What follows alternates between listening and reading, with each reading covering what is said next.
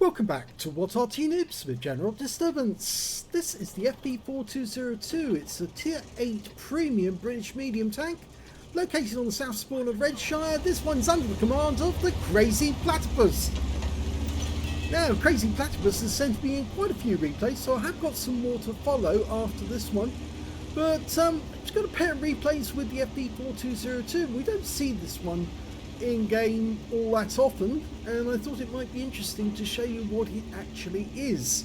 It's actually a bit of a Frankenstein tank, or as Ed Francis referred to it, a bubble and squeak tank. Now, if you are not British, you probably don't know what bubble and squeak is, but it's a combination of the leftovers, the vegetables, after you've had a meal, you put them all together with the potato, fry it up, and then eat that with whatever meat you've got available, and that's bubble and squeak. Nice shot. 20 pounder gun, capable of 230 alpha. That works out at 83.4 millimeters, so combination is slightly better than your 85 millimeter gun. It's got quite a high shell velocity of 1200 meters per second, because of course it's an upgrade of the 17 pounder gun, so it literally sliced that through any heavy tank. And also you point and shoot it. Basically you don't need to lead your target, you just aim at the target and bang, off you go, and the shell will normally snipe the target very easily. It's got good gun depression as well, 10 degrees of gun depression, and that makes it a good ridgeline warrior. So I said it was a bit of a Frankenstein tank. Well, yes, because it's basically the British were actually looking to try and upgrade the medium tanks they had at the time, which was the Comet, the Centurion 1, and the the FV201, which then sort of like later on became the Conqueror after they developed it. So some people refer to this tank as the 40-ton Centurion, a heavy, much heavier Centurion than you'd normally expect to see. And in actual fact, no, it's not a 40-ton Centurion, but it is an interesting tank nonetheless. Mainly because it has some good points and some bad. As I said, it's got excellent pen, just took a round from a Vrask, and good gun depression. It's also got superb accuracy, and the turret has a sort of like blunted top. It's got an internal mantlet, you could say, and that means that if you aim at the top of the turret, you might get an auto bounce. But don't be deceived into thinking this is an Action X turret. You know, the way that the front turret is bent down. This is not, because that was a completely different tank altogether. Look at this, dials in, nice, gets a hit, 246 high roll, and strips down. So it's not an Action 10 turret, but it does have good characteristics. The hull's got fairly weak armour, it's not so great, 50.8 millimeters at the front, sides, and 31 millimeters at the rear, and the driver is actually in a reclined position at the front of the tank. Now, it was a test bed for various things that they were actually trying out at the time, and one of those, of course, was the reclined driver. The other was to have that internal mantlet to see if they could actually put the mantlet inside and fit that 20 pounder gun to make it effective. And yes, it was effective. They only made 3 prototypes. One of those is at Bovington. Another one's at the Remy, which was actually cased in mud and used as a test bed for dragging it out of the mud for the Royal Engineers. And there's another one as well. Well, we don't know where that one went. In fact, even Ed Francis of Armoured Archives doesn't know. But he has done a video on the FV4202. So if you want to check that out, I'll leave a link down below in the description, because it's an interesting video.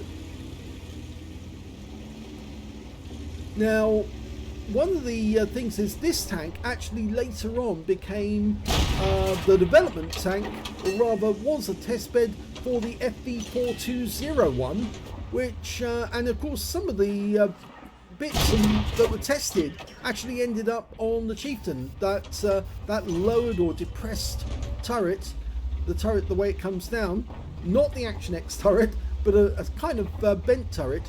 and that actually does allow auto ricochets. If you can get if the enemy fires at the wrong angle, the shell might bounce off the top of the turret.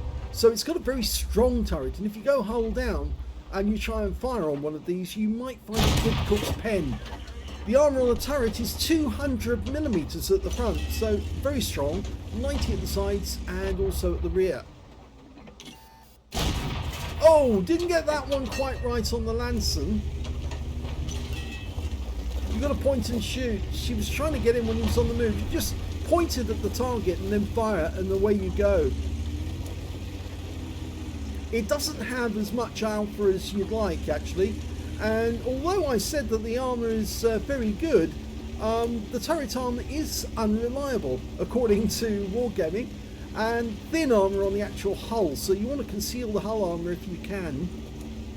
It is very well angled at the front on the hull though, I should say that, and you'll see that in the models when I show that later. The shells are quite expensive, and you only get a limited capacity, which means most people who use it will carry plenty of APCR or premium ammo to make up for the fact that you don't get as many as you'd like. Oh, nice. Lanson C, we see him now. And he's got a 105, so watch out. Here we go. Yeah, he hits in the tracks. And that one went through, but it's a low roll. Fix the tracks, and there goes the Lanson. So he's out with 3 tanks up on the enemy. There's that Barask. He's up on top of the hill. That's the guy who hit us earlier. Point and shoot. That's better. 205, low roll. Go for it again. Couldn't get it. Oh, this is a bit dicey. She came out of that hole. Should have backed down and gone round. Okay. Super Hellcat. Yes, takes a round. Low roller again. Because the warrior was coming out of that gap would actually give the Barask a free shot for return. But it looks like he opted to go down the other side of the hill. Standard reload is 7.67 seconds, and you can see here Platypus has managed to get it down to 6.90, so she has dropped it. Super Hellcat's gone, and there's only well, there's 4 enemy on the enemy team, and 3 of them are heavy tanks, and we just lost our Chi 2 to the Barask, so he's up there somewhere sniping at us. So we need to stay low, use the gun depression, try and prompt him to hit our turret, not our hull. But he's somewhere up there. Yep, been spotted. He's there. And there he is. Okay, round, dialed in, and yes! Got a hit, and it's a high roll. Unfortunately, he had a nice little shot there, but he fluffed it up, actually. I think he hit our tracks, not or just didn't pen. I would like to actually have a look and see where that shell went. Can't see it on there. Okay, the enemy tanks are down by the Zeppelin, the heavies.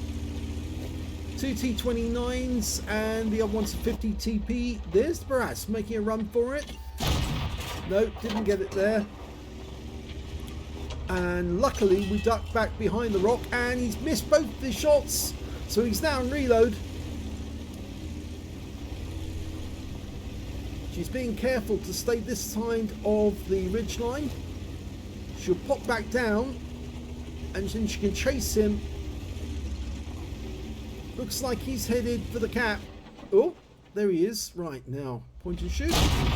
No, well, he hit the tracks. She did get a critical hit, but he's going to fix those tracks momentarily, and then he'll be on the move again. Okay, let it dial in. Nice! 224. He's a one-shot.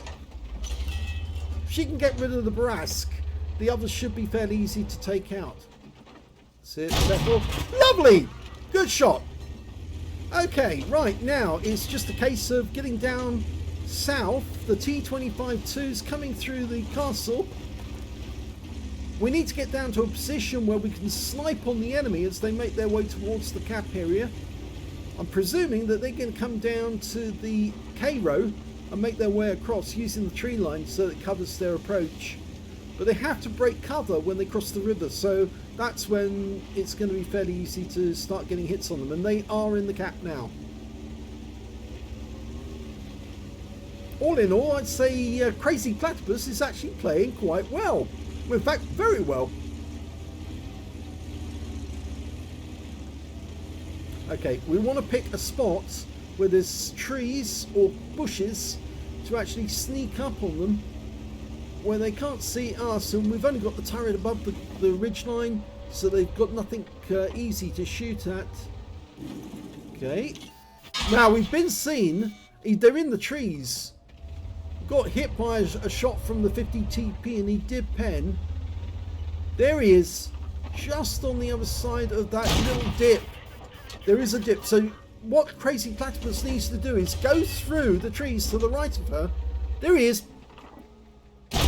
Nice! That's a reset and a high roll. He's looking our way. He's bounced. Got an auto bounce. No, that one just hit the tracks. Okay, no, just pop up so you see the outline. That's it. Lovely. Beautiful. Low roll, but potential high caliber now. 20% of the enemy hit pool. You can do it. I'm wondering why the T-29's not trying to help. The T-25-2 has actually gone back to it's gone back to towards the enemy cap area, but he's not actually engaging anyone. Oh, now he's actually, the T-25-2 is getting hits on the 50 TP from a different angle, so we've got him in a crossfire, and she did get a reset there. Come on, you can do it. Just need to spot him just for your teammate. That's it, that's it. Go, go, go, go. Now, yes! Beautiful shot. Low roll, but it is there, and the T-29's now starting to get involved. TheCrazyPlatypus is low on hit points, but I think she can take one more hit without dying. Let's hope she can get another reset and kill that 50 TP. Is a one shot. She's decided to change position and move to a different spot. Okay, he's blind. The T-25-2 is blind firing. You've got to spot him to allow... Oh, there's the T-29 on the enemy team. Pull back. Got plenty of time. That's better. That's it. Go for it. Yep. And I think he's a one-shot. So fire straight along the same azimuth. Nope, didn't get it. Okay, go back to the 50 TP. We need a reset, or at least we need to spot him so the T-25-2 can actually get the kill. I'd go down by the trees, actually. The thing is that he will see you, but then he'll lose contact with you because you won't be within 50 meters, and then you can blast away without him being able to do anything. You're going to have to make a move soon. You can't stay here forever.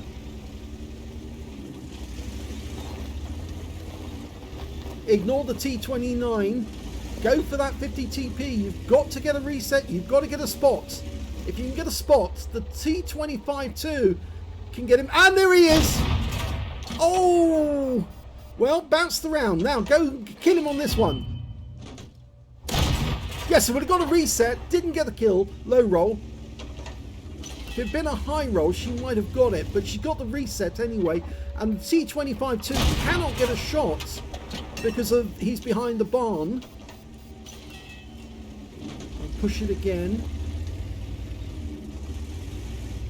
Normally I'd say go to a different position, but that T-29 is actually covering and he's coming down this way, so you're going to have to move or take that T-29 out. The T-29's gone. The T-25-2 got him. Okay, if he's still by the barn, you can kill him with this next round. She's loaded APCR to make it count. She can't see him yet. You're going to have to make a move. There's two in the cap now. They're on capping. There you go. That's it. Got one. And he was the one with the most cap points. And there goes the kill that wins the game. So a nice little victory. And look at all those marks and those auto bounces on the turret. Here's the end of battle stats, and that was an ace tanker game for the Crazy Platypus in the FV4202. She managed to get a shell proof for blocking more damage than the hit points of her own vehicle, a duelist for taking down 2 tanks who damaged her, a fire effect for doing more damage than the hit points of her own vehicle, and she got a bruiser medal as well for getting at least 5 critical hits. In fact, she got 6 in this one. She got the high caliber for dealing the most damage in the game, a defender medal for resetting the cap and getting at least 70 defense points in the process, as well as a Confederate medal for hitting more tanks than anyone else on the team, at least 6 tanks subsequently taken out by other teammates, and a very nice win 8 there, 8,749 super income standard and a bit more. Let's have a look at team score and see where she was. Well, she managed to get 4,218 hit points from that game. The second highest scorer was that Barask. Yes, he was a very dangerous customer, 3,320 hit points. And the next highest scorer, the third highest, was the Smur SM on her own team with 3,203. When it came to kills, it was actually the Barask who did the best. Yes, I'm afraid he was very deadly. 5 kills went to him, 1 short of a top gun. 3 kills went to the 50 TP, the one she was trying to kill in the cap, and also to the T25-2, who was helping her out in that game. He got a defender as well by resetting enough and getting at least 70 defense points. And in third place, we can see that Crazy Platypus got 2 kills, so did the Poodle, the Cheetah, and the Super Hellcat, and the Strid M4257, and he got a Leather Slayer's medal in that game because he was tier 6 in a tier 8 game and he managed to kill higher tier opponents. When it came to base XP, yep, she's got that one, so she got the top in 2 columns, and 2 out of 3 ain't bad. 1,368 base experience points, 1,085 went to the Smur SM, and 765 went to the Progetto 46. She fired 35 rounds of 20-pounder ammunition, got 25 direct hits on the enemy and 20 penetrations. Damage of 4,218 hit points, of which 1,515 were at more than 300 meters. Some of that damage was on that Barask, trying to get him, yeah.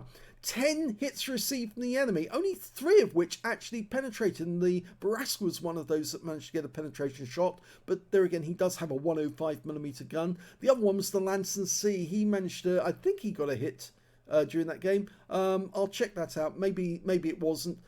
7 non-penetrations. Again, most of these shots were shots that bounced. Oh, the other penetration shot, I just remembered, was one of the 50 TP rounds, did actually pen, so she did suffer damage from him. But a lot of the other shots were non-pens, and as you saw, she was hulled down, and that turret is pretty tough, and it does actually cause auto bounces sometimes.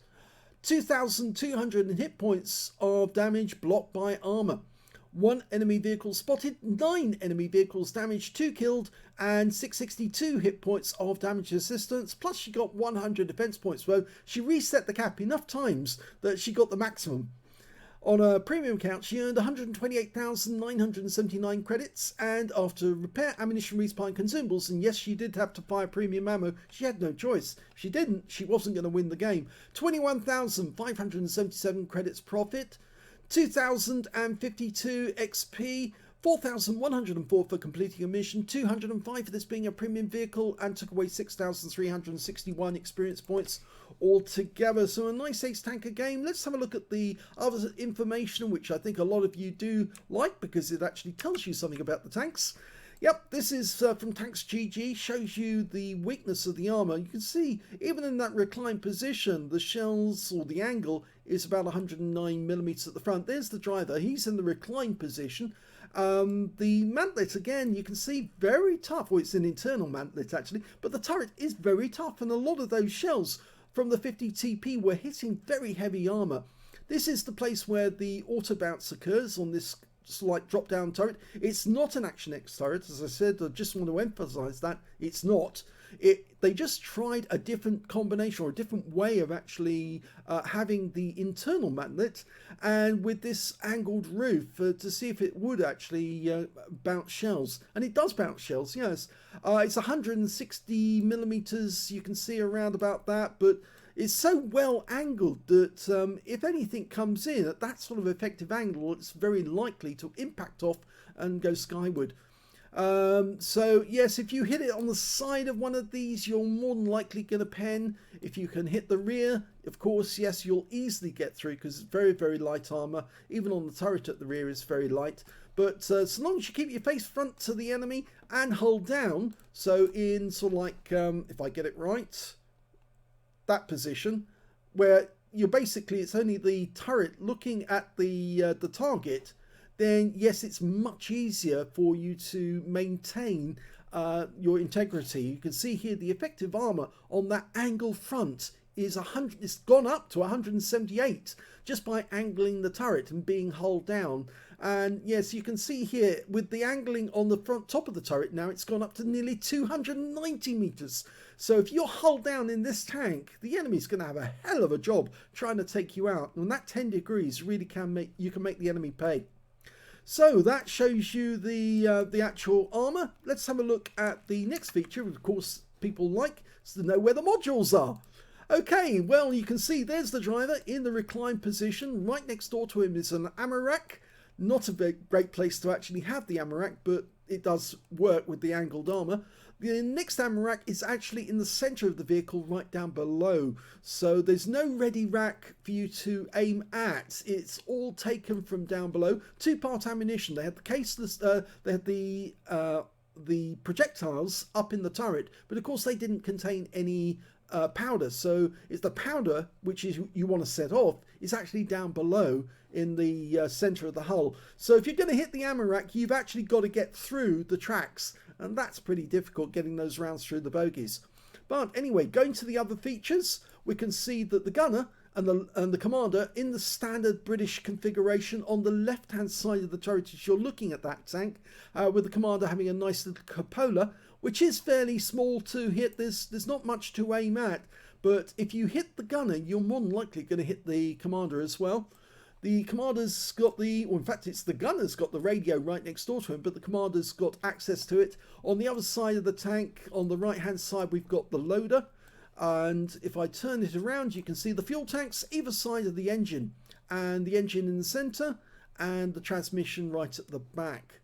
Now this tank was made by Leyland, so it wasn't so much that, well, they didn't have the Leyland engine in this tank. It was actually a Rolls-Royce Meteorite, so it's actually a reliable engine because it's one of the Rolls-Royce engines that they made for tanks specifically. So good engine, didn't tend to break down. But the technology test bed was actually built by Leyland, so it was a Leyland tank, and normally that would mean it's a very bad tank, but in actual fact they decided to move on from the FV4202 to other tanks afterwards. So we've shown you one replay already, and we've got a second replay also featuring the Crazy Platypus, so let's go to it straight away. And the next battle is on Minsk, and we're on the north spawn, and we can see the Crazy Platypus is in the FV4202, and she's platooned with two of her teammates. One's in the MX5100, that's Dozak 81, and the other one is Nino03. He's in the Type 59, and they're both from her platoon.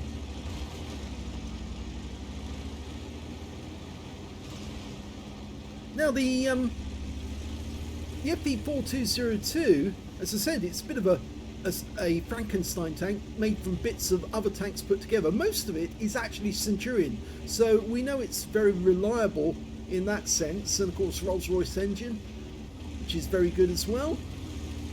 I think they were testing a variety of different guns to actually use, gun platforms such as the 105mm or 122mm, even a 13cm, I think.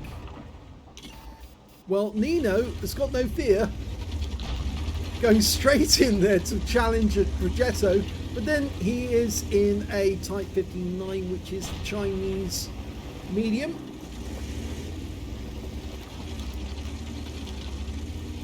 Type 59 is basically their version of a T-54. Okay. Well, she's certainly hull down in this position. Oh, that sounded pretty final. I think the enemy just killed our Lorraine 15550 by blowing it up. I wonder how he managed to get a shot all the way over there, but I suspect that he got a fluke shot down the road and it took out the Arty.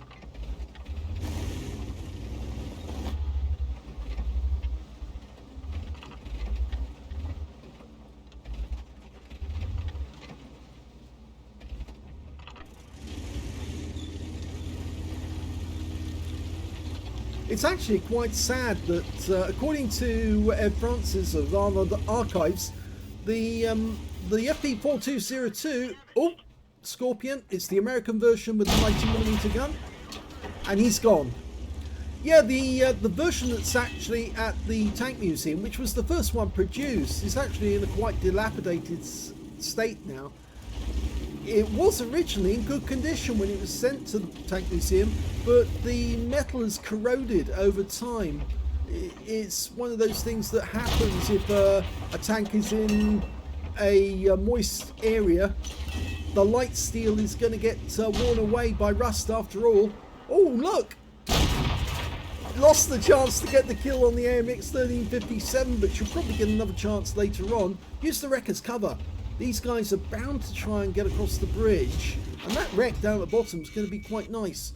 Now, the SU-130PM who took out our Lorraine just got a hit, but he penned us for 503 hit points, and he's just bounced them. Oh, is it? No, that's the second one. They're both bouncing. Notice these rounds. You can see where the first one went in. He went for the cheeks to try and get it. He got a pen, but he couldn't pen the second time round.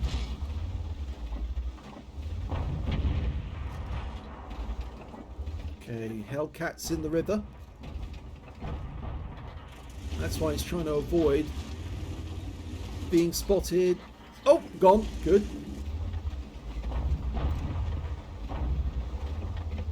Yes, it means that we can't go down to the wreck because the SU-130PM and the Centurion were getting direct hits on us, and they're still trying. They know we're here and they can probably see us thanks to that AMX 1357. Or is it the CS52 Liss? I think it might be him that's spotting us, proximity spotting us and keeping us lit.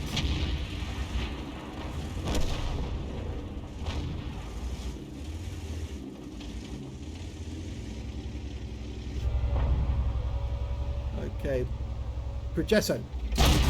Oh, got shot in the rear there. But, oh, there's the target we can hit, Sakaro. Point and shoot. Nice. At this distance, though it's not quite point and shoot, you'd have to lead the target a little. Nice! Good kill! And she's got a spotter badge as well.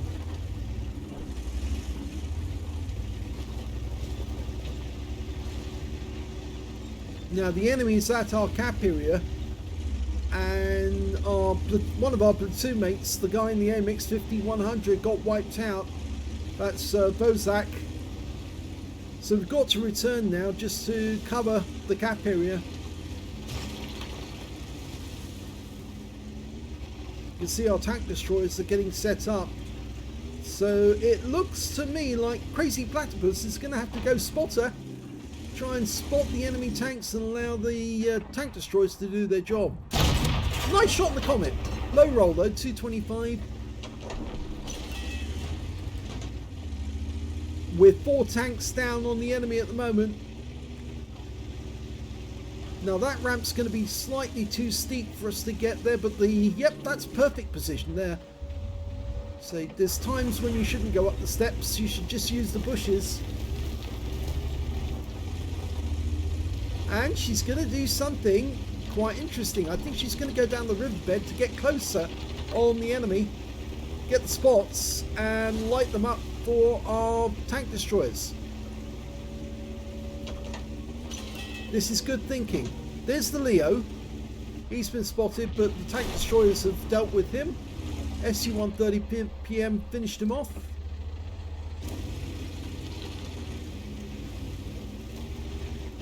I like this. Sneaking up on him. He doesn't know what's coming.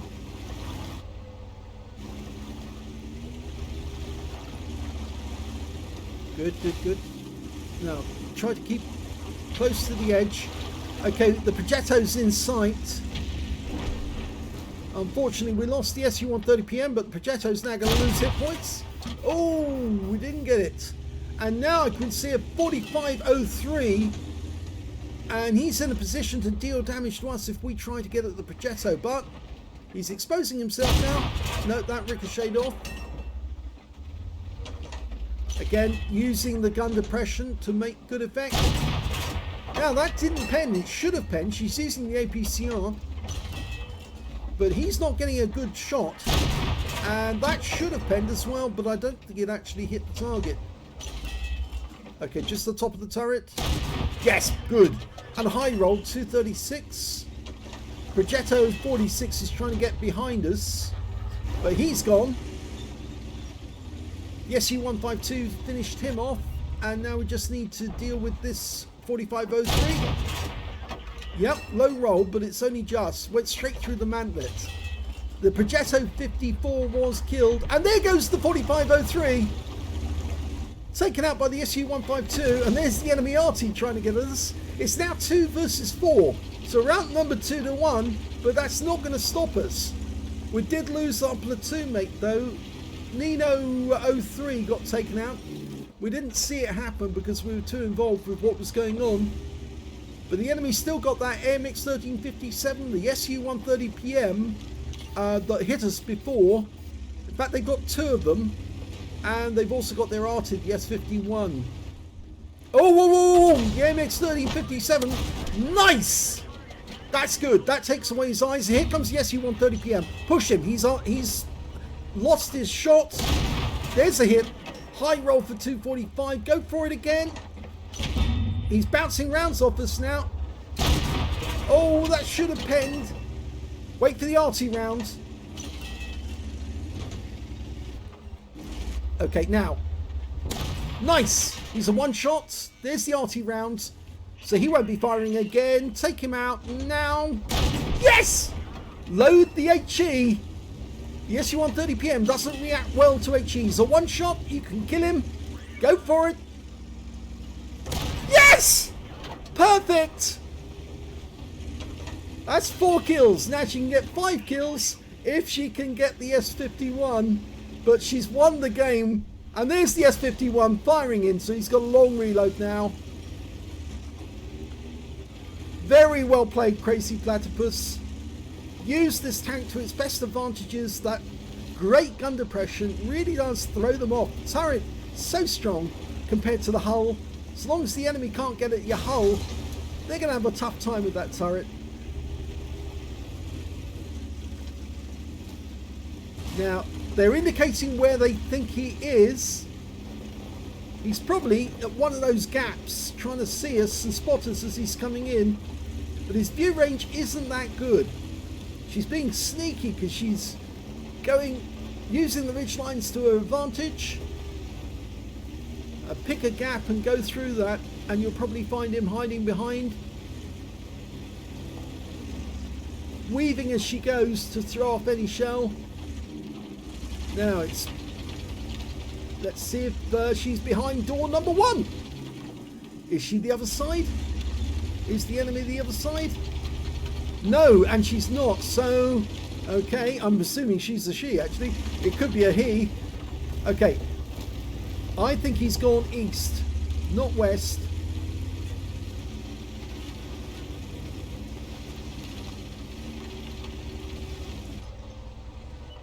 And we found him. There he is. Okay, so he's probably loaded by now. And we've got low hit points. So the best thing to do is for the SU-152 to take the honours and get the kill. Or we go down, disengage. Oh, and he got the kill. And that's it. That's the victory. Fantastic game by TheCrazyPlatypus. Look, one of the rounds went through the turret. Well, here's the end of battle results. It's another ace tanker for the TheCrazyPlatypus in the FV4202. She managed to get a fighter badge for getting at least 4 kills this time. She also managed to get a shell proof for blocking more damage than the hit points of her own vehicle, a spotter badge for spotting at least 1,000 hit points of damage, fire for effect for doing more damage than the hit points of her own vehicle, and she got a Bout Bruiser medal for getting at least 5 critical hits. In this one, she managed to get 5 exactly. And on top of all that, she got a Steel Wall for blocking the most damage in the game. And look at the win rate, 4,494 Super Unicum standard. Very nice indeed. Let's have a look at team score and see where she was. Well, the highest damage in the game actually went to that deadly SU-130PM, but of course he met his comeuppance at the hands of TheCrazyPlatypus. He got a high caliber and 5,509 hit points, and some of that belonged to the TheCrazyPlatypus when he managed to get around through her turret. The second highest damage in the game went to the SU-152, who got 4,592 hit points, and of course he picked up a Top Gun for 7 kills. It's a pity that he couldn't actually get the Radley Waters, because of course TheCrazyPlatypus needed to take out that other SU-130PM, lest he took out the SU-152 in the process. And it was nice that she gave him the kill in the end, because the only way she could get at him would be to disengage, go a bit further along, and then go around the corner and try and shoot him in the ass. But when it comes to damage, TheCrazyPlatypus got 2,195 hit points. There's only one player on the enemy team ahead of us, so she's actually in 4th place on damage, being beaten by Nino03, her platoon mate, in the Type 59. He got 2,565. When it came to kills, it was the SU-152 with 7, 1 short again in the Radleys. 4 kills went to the TheCrazyPlatypus, 2 kills went to her platoon mate, the Type 59, Nino03. The other platoon mate, there he is, Rozak81, 1,437 hit points. Well, he was having a bit of fun. Unfortunately, he didn't get any kills in the game. And when it came to the other ones with 2 kills, that was the SU-130PMs. Both of them got 2 kills. Progetto54 got 2, and so did a Comet. When it came to base XP, it's the SU-152 again with 1,400. And we can see the TheCrazyPlatypus got 1,320, just close behind, and 985 went to Nino03, and the other one, Vozak, managed to get 546. 20 shots fired, so still had plenty of ammo spare, because remember 50 rounds, so she had 30 rounds left at the end of the game. 13 direct hits on the enemy, 11 penetrations, damage of 2,195 hit points, of which 579 were at more than 300 meters. 11 hits received, but only 3 of them actually penetrated, 8 non-penetrations, and 2,220 hit points of damage blocked by armor. 3 enemy vehicles spotted, 7 enemy vehicles damaged, 4 killed, 1,966 hit points of spotting assist. On a free-to-play account, she earned 65,738 credits, and even though she actually used premium ammo through that battle, not all the way, but she did use some premium ammo, she still ended up with a profit, albeit it was only 37 credits. 1,320 base XP, and took away 1,408 altogether. So 2 great games there by the TheCrazyPlatypus. Shows us that the FV4202 is a ridgeline warrior. It's 10 degrees of gun depression, and that really tough turret can really confound the enemies, make it very difficult to take this tank down. Just don't expose your hull, because if you do expose the hull, yeah, you're more than likely going to get penned. But it is quite an interesting tank. Not played that often, so it's fairly easy to mark. It is a premium tank, but not everybody likes the FV4202 because they think the turret sticks too high and it looks kind of odd. And, well, yes, it is a bit of an oddity. It's a Frankenstein tank, but take a look at that video by Ed Webster, so Ed Francis, at Armoured Archives, because it's interesting just to see the history of it and how it fits in between the Comet, the Centurion, and then eventually the Chieftain. It was a test bed. I hope you enjoyed those videos, those replays. If you did, please give the video a like. Do subscribe to our channel. Leave a little comment down below because it feeds the algorithm. And thank you for watching.